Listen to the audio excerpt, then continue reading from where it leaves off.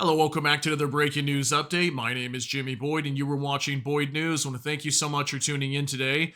I'm back with some more updates coming out from the Russia and Ukraine war. We've got numerous updates to share with you here today. We're going to talk about the Kursk region. We're going to talk about the Belgorod region as well inside of Russia. And looks like what you see here on the screen, Ukraine has come under attack for the second day. 10 missiles and 81 drones being fired, so 91 projectiles in total fired into Ukraine. Ukraine had to deploy their air defense systems overnight to take down majority of these projectiles coming into their country. We do have some damage being reported. This town of Kryvyi Rih, I think is how we pronounce it. This is a southern city close to the Zaporizhia region, a very good-sized city as well, that came under attack by a missile. There was a hotel that supposedly got targeted. We've got reports at least 2 or 3 people, unfortunately, have lost their lives in this attack. So this is being projected as a civilian target, but I did hear some unconfirmed information that there may have been foreign mercenaries inside this building or foreign officers from maybe NATO nations. I don't know where they were from, but I was hearing some information saying there could have been foreign troops inside of this building, and that's supposedly why Russia had targeted it. Now, they have been targeting a lot of hotels recently. They just targeted one up in Kramatorsk near the Donetsk region just the other day, and supposedly there was Reuters journalists inside of there. So I don't know exactly what the target was there, but definitely Russia's going after lots of hotels, and I don't know if maybe NATO troops or foreign troops or even Ukrainian troops could be possibly using these hotels as station grounds to run their operations and communications, things like that. Maybe they are hiding inside of these buildings, and that's why Russia is targeting these. But I'm not able to completely confirm that. But definitely, as you can see, a very major strike on this building. I'll show you guys even what it used to look like before it was destroyed. So it was a very large hotel that was struck. So we've got numerous things I want to go into today. Like I said, we've got a bunch of different updates. So first, we're going to actually jump over on mainstream media just for a moment, because I actually wasn't able to find too much information on X in regards to these strikes that have happened over the last 12 hours or so inside of Ukraine, but there's lots of good information here on Al Jazeera. So it says Russia launches another wave of missiles and drones at Ukraine. Russia pounds its neighbor with missiles and drones for a second day in a row as Ukraine deploys air defense systems overnight. So this just came out today. Russia's launched a barrage of missile and drone attacks targeting several Ukrainian regions and killing at least 4 people. A day after it carried out a massive attack on Ukraine's power grid, 2 people were killed when a hotel was wiped out in the central Ukrainian city of Kryvyi Rih, regional officials said on Tuesday. 2 more people died in drone attacks in the city of Zaporizhia, east of Kryvyi Rih. So also in Zaporizhia, people unfortunately losing their life to drone attacks in the Zaporizhia region. The Kiev region's air defense systems were deployed several times overnight to repel missiles and drones targeting the capital, the regional military administration said on the Telegram messaging app. Ukrainian air defenses shot down about 15 drones and several missiles near the Ukrainian capital during Russia's overnight attack. Sergei Popko, head of Kiev's military administration, said on Tuesday morning. Everything that flew into the capital of Ukraine was destroyed, he said on Telegram. Ukraine shot down 5 missiles and 60 drones launched by Russia during the overnight attack, the Ukrainian Air Force said on Tuesday. So supposedly 5 of these missiles being shot down out of 10, 60 out of, 81 drones being shot down as well. So it looks like maybe 20 of these, 20 or 21 of them landed inside of Ukraine, and also 5 of the missiles landing as well. Russia launched 91 projectiles, including 10 missiles and 81 Iranian-designed attack drones from several regions, it said in a social media post. Ukraine's Air Force also said it recorded the launch of several clusters of drones and the takeoff from Russian airfields of Tu-85 strategic bombers and MiG-31 supersonic interceptor aircraft. Also says here, Ukrainian President Volodymyr Zelensky said in a post on X, "We will undoubtedly respond to Russia for this and all other attacks. Crimes against humanity cannot go unpunished." He said 16 people were wounded in the strikes. So definitely another major hit inside of Ukraine. Now, we don't have a whole lot of video detail footage other than maybe Kryvyi Rih coming under attack, but apparently multiple regions being attacked by these missiles and drones last night. Again, 16 people being wounded and upwards of maybe 5 or more people unfortunately losing their life in the aftermath of this strike. So definitely another major attack from the Russians. Now we're going to jump over to X, and I've got numerous things I want to share with you from independent media sources. First, we're going to talk about this attack in Kryvyi Rih. So the informant reports a devastating Russian ballistic missile attack hit the Ukrainian city of Kryvyi Rih, completely destroying a hotel. Tragically, 2 people have already been confirmed dead. Search and rescue operations are ongoing, and there may still be more victims under the rubble. So we've got 3 videos to take a look at here, and then also some photos of the aftermath of this strike on this hotel and Kryvyi Rih coming under attack. So take a look at these.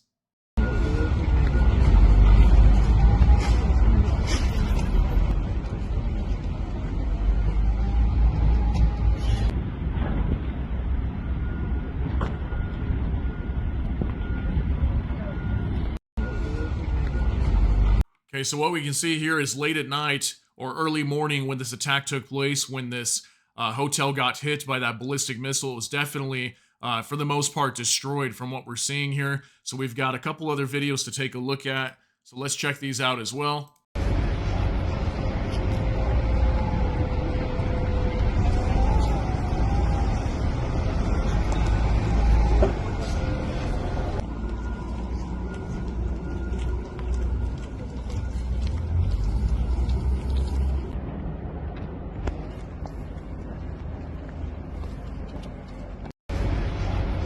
So it looks like a lot of first responders were definitely showing up to help out with the situation. We can see all this debris everywhere on the ground. So definitely a very, very massive hit from this ballistic missile. I don't know what kind of missile was used. Was this an Iskander missile? Most likely. That's generally what we see whenever Russia targets these kinds of buildings. They usually use Iskander missiles.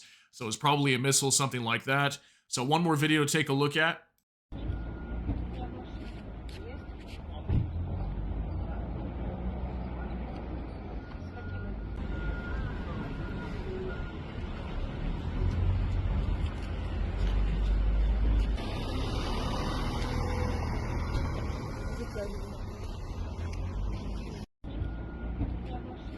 Okay, so as we can see, definitely another major hit here to this town. And Kryvyi Rih, I want to say, has come under attack before. I've heard of this name. I want to say I've reported it several times, coming under attack by missiles and drones. So we've also got this picture up here as well. As we can see, the hotel being hit right there and destroyed.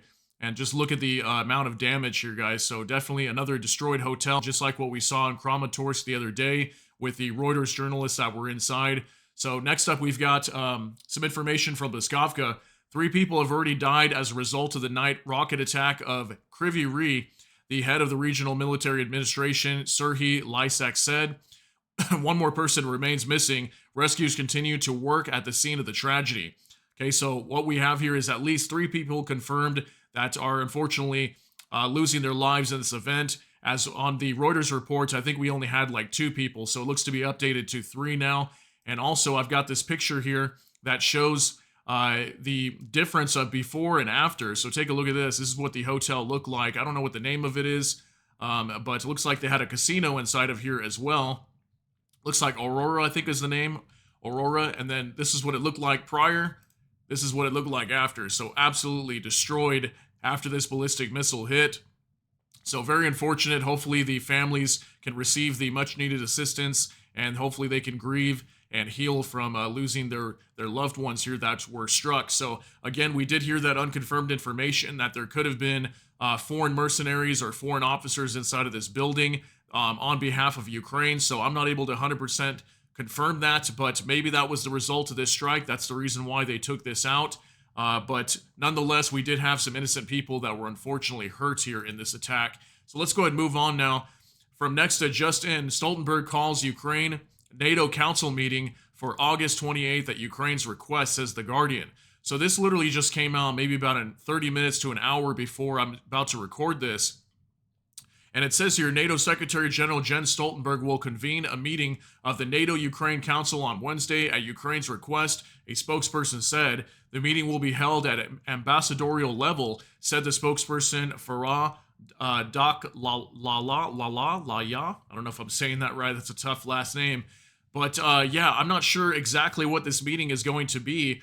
But think about some of the things that are being discussed right now. We know that Ukraine is really trying to negotiate with the United States and also NATO members to allow them to go after targets inside of Russian territory. Now, I told you guys a few days ago, before Ukraine came under a massive attack yesterday where their energy facilities were targeted, like that hydroelectric power plant in Kiev.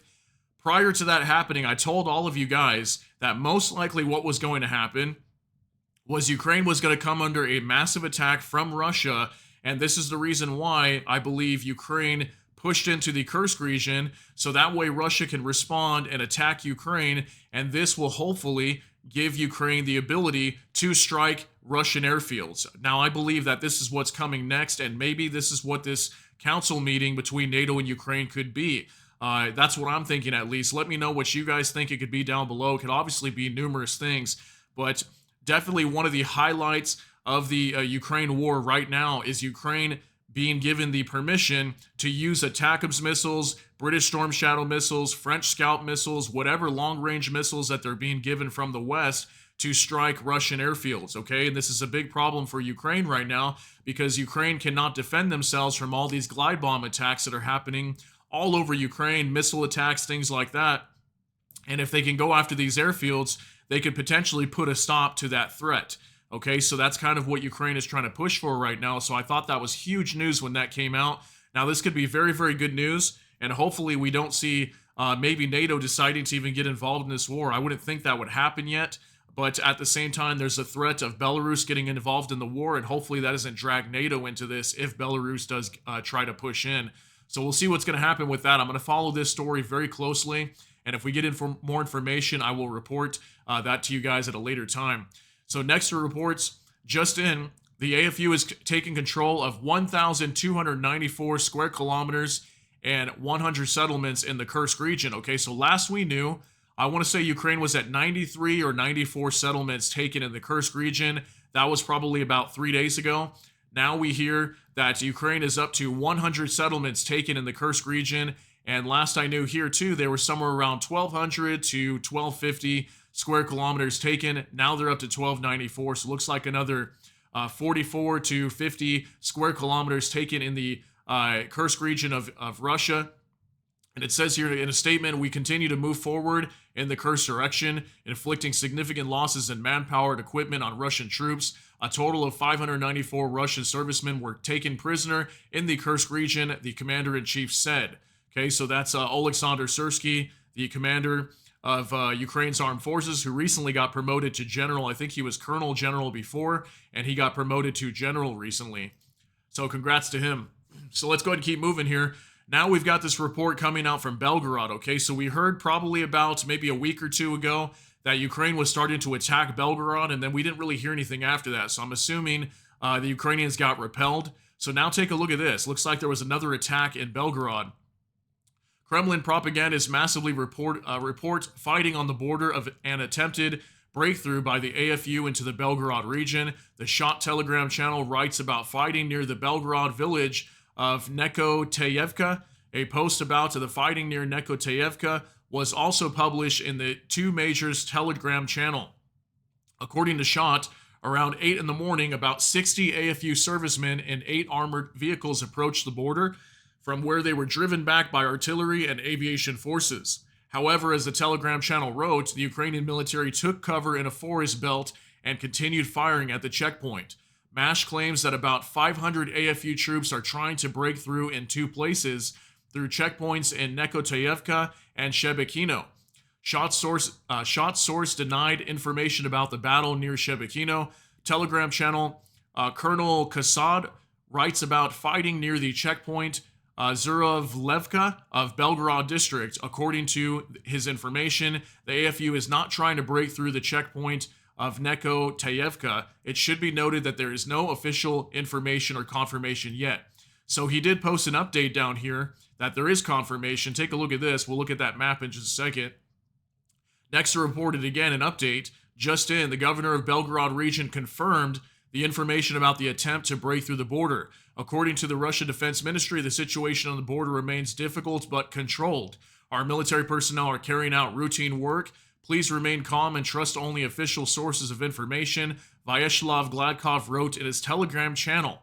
Okay, so the Belgorod governor coming out and confirming that this attack did take place. So it definitely looks like it was true. 500 AFU troops trying to push in to the Belgorod region near Kharkiv. So here's Kharkiv down here. Here's the checkpoint that they were trying to move into. Now, it doesn't show the smaller towns nearby, but they were definitely trying to push into the Belgorod region. Maybe we'll get some updates here very soon talking about this. Maybe they were successful and able to move in. So I don't know if they actually crossed into the border or if they fell back over into Ukrainian territory, took cover in the forest while the fighting is still continuing. But it looks like at least 500 Ukrainian soldiers trying to push in to the Belgorod region. So they're definitely trying to open up another front into the Belgorod region now. We've been hearing about this, that Ukraine is trying to work that direction. So we'll see what's going to happen. But this is huge because all of this area right here is where we've seen a lot of the fighting taking place, especially here where this square is at, where they supposedly attacked. And then here's Vovchansk over here, okay? Here's where the Russians originally tried to attack, one of the major towns that they tried to take over, where supposedly the Ukrainians pushed them out of, last we heard. So this is big news because this shows that the Russians have definitely fallen back when, as before, they supposedly had pushed into the Kharkiv region. So very, very big news coming out from there. Also, we've got this video from Nexta, a video allegedly showing a Ukrainian Air Force plane shooting down an enemy aerial target. Most likely a Russian UAV has appeared online. So I thought I'd share this with you guys. Ukrainian fighter jet appears to shoot down what looks like a UAV drone fired from Russia. Take a look.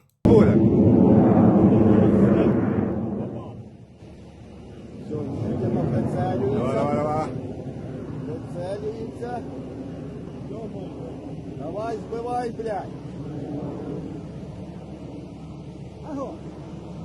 До бою, блядь. Ой! Є! Молодець! Оце давно. Ніхуя собі, воно ще й звук дійшов до нас. Дядько Андрій Боля. All right, so just in case it was a little small for you to see, we can see that Ukrainian fighter jet over here. Who knows if that's an F-16 or one of their MiG fighter jets, but we'll kind of move forward here. But we can see right here, we'll go back a little bit. There's that fighter jet, and it's about to launch its missile. There it goes right there. And then it targets a drone right in that area and blew it up. So definitely a good hit there from that Ukrainian Air Force pilot taking down that drone coming into Ukrainian territory. So let's go ahead and keep moving here. From Nexta, John Kirby, the coordinator of strategic communications at the White House National Security Council, acknowledged that negotiations with Ukraine regarding the possibility of extending the range of American weapon strikes into Russian territory are ongoing, but remain confidential.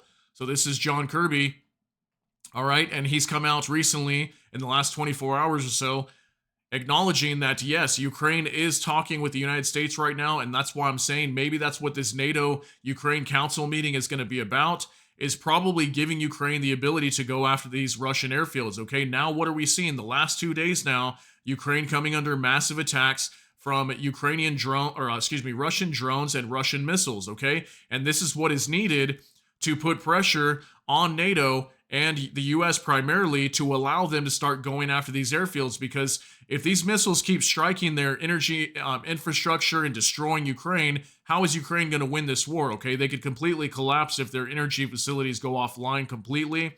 And we have been seeing this for a very, very long time now, is Ukraine's energy infrastructure being destroyed. And they have something like 80% of their energy infrastructure, upwards with some companies like DTEC, reporting that their energy infrastructure is destroyed, okay? So if Russia continues to do this and Ukraine no longer has power, what are they going to do, okay? That's going to be a very, very big problem. And I think that's why we're starting to see the U.S. pushing for the talks to discuss this and figure out if they're going to let Ukraine do this. And I have a big feeling this is coming soon. I would not be surprised in the next 30 days we hear all of a sudden, yes, Ukraine can go after Russian airfields. And I think once that comes, I think we're going to see a major, major escalation in this war. So let's go ahead and keep moving here from Nexta. The Omsk refinery suspended almost half of its capacity after yesterday's explosion. It is one of the largest oil refineries in Russia. So we talked about this yesterday. There was some sort of Unknown explosion. We don't know how this happened. Apparently, it was a massive explosion at this oil refinery. This is a refinery that's somewhere upwards of at least 1,500 to 2,500 square kilometers, not square kilometers, but kilometers deep into Russian territory. Now, I don't know if it was attacked by a drone. I would think it was attacked by a drone. And we do know that Ukraine does have the ability to go after targets that far away. But I'm not 100% sure why this thing exploded, but it definitely blew up. And we can see this picture here. And it looks like it has been suspended and almost half of its capacity gone after yesterday's explosion, according to Nexta. So very, very massive hit. We continue to see this inside of Russia. I've also got a report on the Kavkaz oil refinery still burning for like 10 days now. So take a look at this. From Nexta, Ukraine is forming new mechanized brigades, which shows that the country does not expect the war with Russia to end soon, Forbes has said. According to the publication, the creation of these brigades depends on successful mobilization and foreign aid, according to Military Land. The training of new brigades will take place abroad, and many recruits are planned to be recruited among Ukrainians living in other countries. Ukraine needs to mobilize enough soldiers to make up for losses and create new units. This is a daunting task for a country with a population of 38 million, which already maintains an army of about 1 million, Forbes noted. Okay, so this is a very, very big report. This, just like I've been telling you guys, I don't know why, but I have a big feeling this war is going to continue into next year and maybe even beyond. And I've been talking about this for several days now.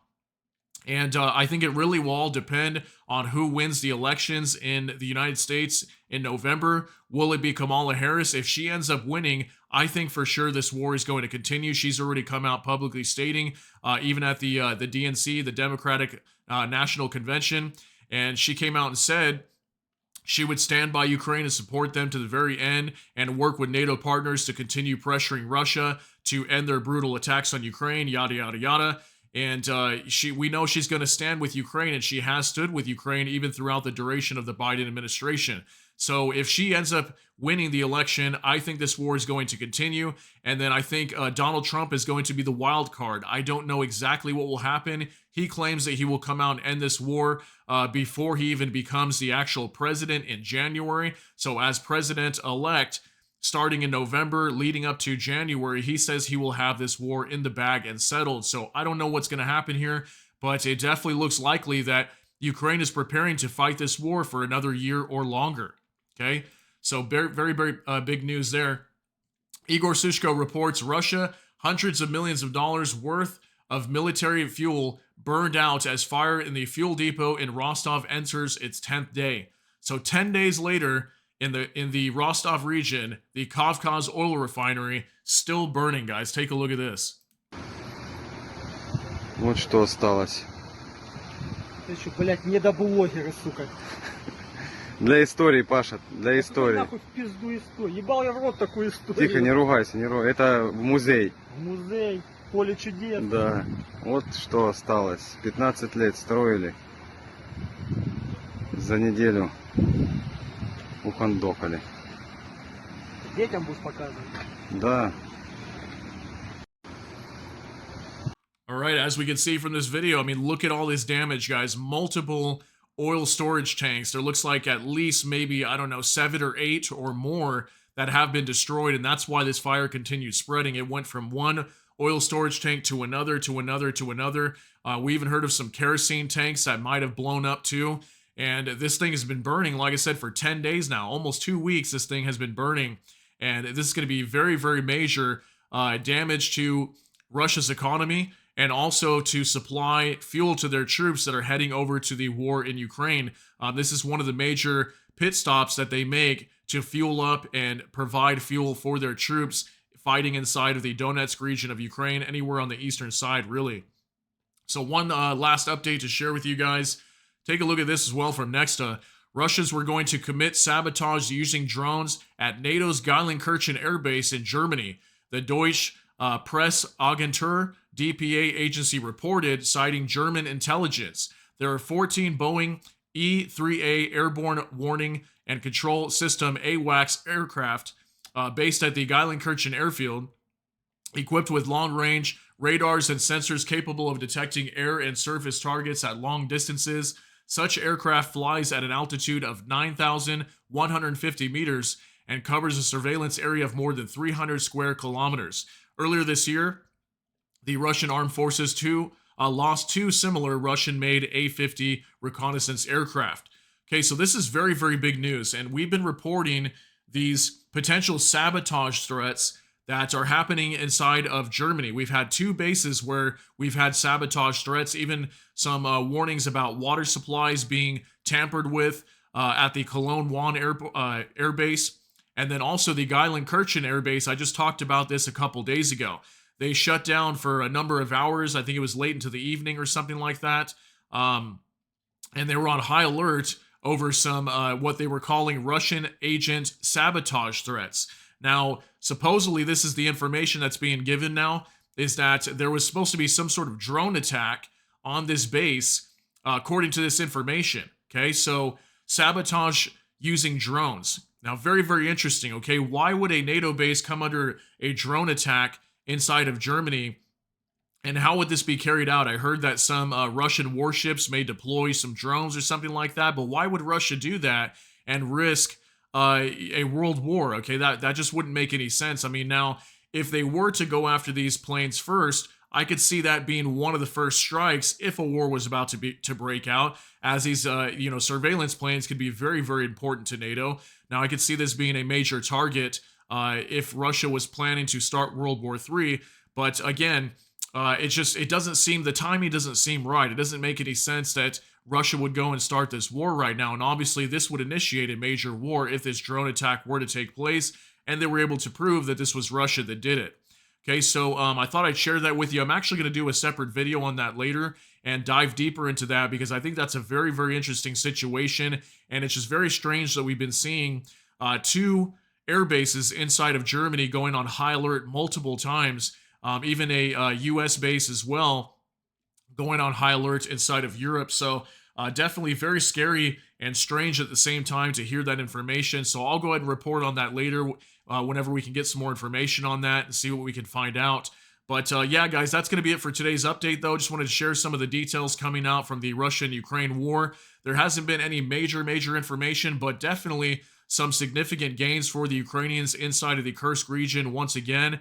And like we said earlier, Ukraine coming under a massive attack from Russian missiles and drones, which again is going to spark two things. We're going to see a major response from the Ukrainians pretty soon, probably using those new Palyantsia rocket drones that they have been producing. And also they are producing their long-range Neptune missiles as well that we'll probably start seeing Ukraine using very soon.